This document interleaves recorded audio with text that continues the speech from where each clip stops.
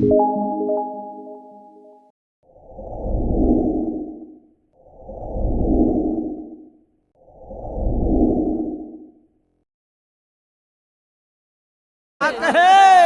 संगवारी तोला बताओ बाबा के महिमा हवे महान, चरण मना लो गुरु बाबा के।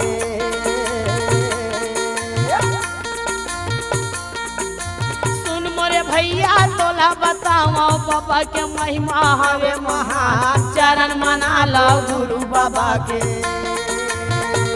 हे सतनाम पिता, हे पुरुष पिता, आज मैं मंगे हूँ वो चित्रा तैला के मोर पूरा कर दे।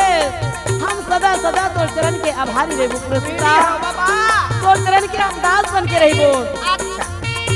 शाहजहां दोनों ला छोड़ दे थे और सनमंगा दीपला पुरुष पिता के पास वापस आई और आए के बाद सारा बात पुरुष पिता ला बता दी। और काल निरंजन अष्टंगी बड़ा प्यार के साथ में रहे लगी।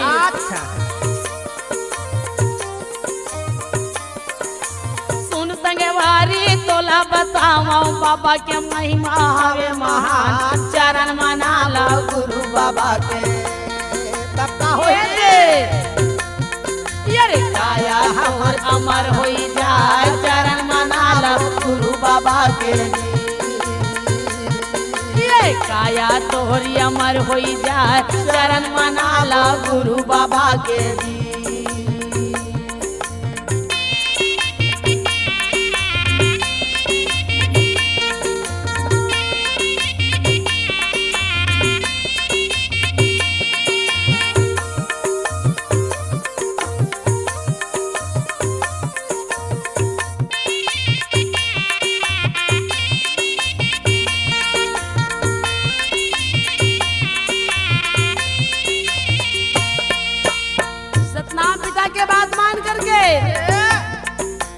काल निरंजन और अष्टंगी रहने लगे। कुछ दिन बीत गए। एक दिन काल निरंजन रहे तो मन में विचार करके ये अष्टंगी के गर्भ में 3 बूंद छोड़ दी। सृष्टि रचना करल के है पुरुष पिता कह के और 3 बूंद छोड़ के अष्टंगी लगत है। बड़े बेटा के नाम ब्रह्मा, ओकर बाद के विष्णु, ओकर बाद के महेश।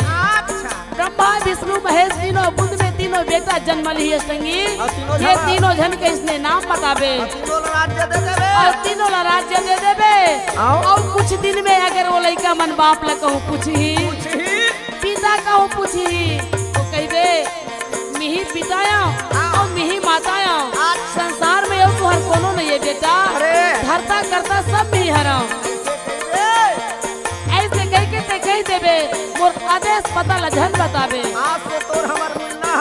नहीं हो सपना में भले मिल जाबो।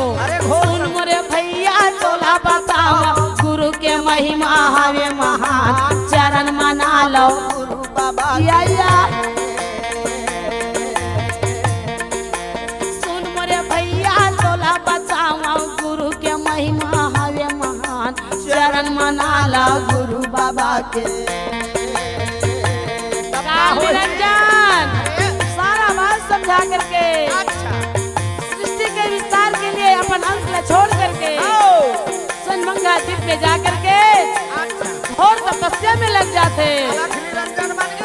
ये तेरा गीत फिर का हुआ थे। अमर होई जाए, चरण मना लो गुरु बाबा के। काया तोहर अमर होई जाए, चरण